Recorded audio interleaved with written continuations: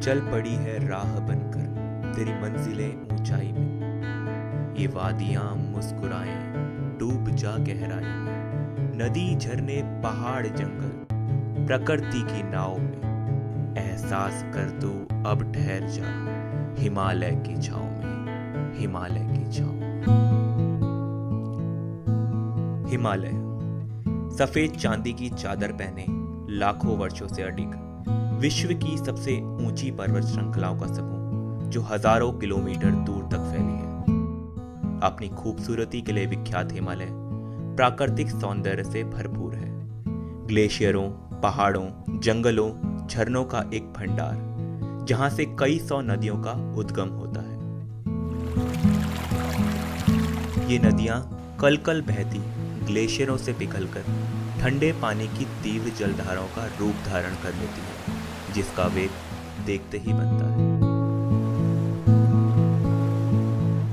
इसी हिमालय की गोद में बसा है एक खूबसूरत शहर बद्रीनाथ। समुद्र तल से 10,170 फीट की ऊंचाई पर स्थित बद्रीनाथ उत्तराखंड के चमोली जिले में स्थित है। बद्रीनाथ की सुबह अरुणोदय होता हिमालय चांदी की भांति तथा सूर्योदय में नीलकंठ चोटी एक स्वर्ण पर्वत का रूप धारण कर लेती है। बादलों से घिरे नर और नारायण पर्वत आपको एक चुंबकीय ठंडक का एहसास दिलाते हैं। इन्हीं पर्वतों के बीच अलकनंदा की तलहटी में बसा बद्रीनाथ एक अलौकिक प्राचीन शहर है।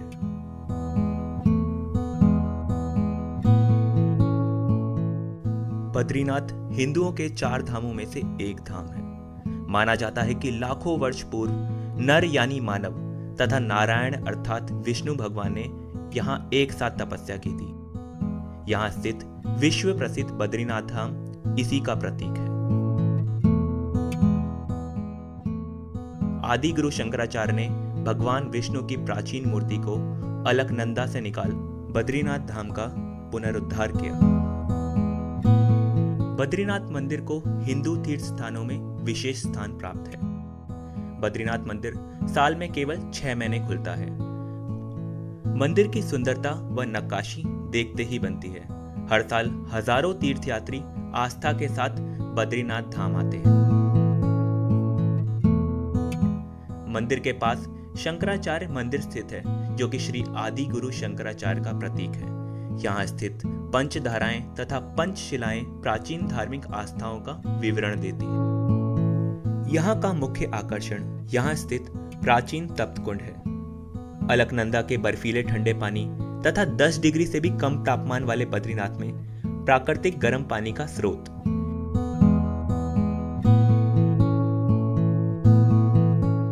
इसमें स्नान करने से शरीर को अलौकिक ताजगी मिलती है।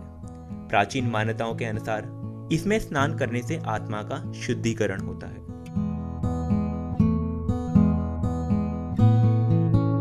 इसी के पास स्थित है ब्रह्म कपाल।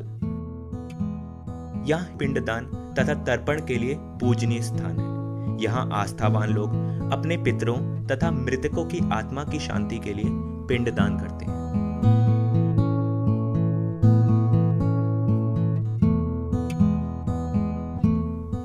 बद्रीनाथ शहर के साल में केवल 6 महीने खुले होने के कारण यहाँ का रोजगार व बाजार मुख्यतः यात्रियों व पर्यटन पर निर्भर है।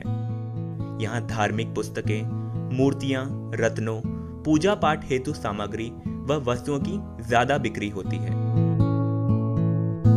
यहाँ आपको असाधारण जड़ी बूटियां जैसे अश्वगंधा, शिलाजीत विशुद्ध रूप में मिल सकती है। यहाँ से 4 किलोमीटर की दूरी पर स्थित है माणा गांव। यह गांव हिंदुस्तान के तिब्बत चीन बॉर्डर पर स्थित है। इसे हिंदुस्तान का आखिरी गांव भी कहा जाता है। यहाँ के निवासी गढ़वाल हिमालय के पहाड़ी लोग हैं, जो मूलतः कृषि पर आधारित जीवन व्यतीत करते हैं। यहाँ खेती सीढ़ीनुमा खेतों में की जाती है।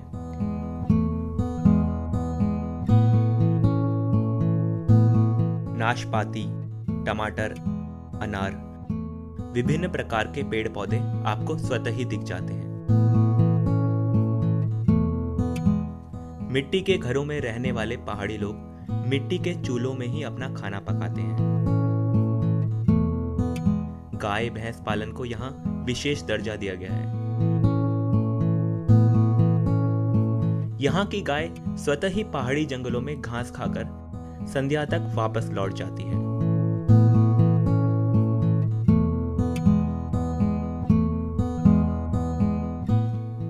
यहाँ जल का प्रमुख स्रोत है पंडेर, जो कि पहाड़ के अंदर से निकलने वाली स्वच्छ जलधारा है, जो कि कभी नहीं रुकती।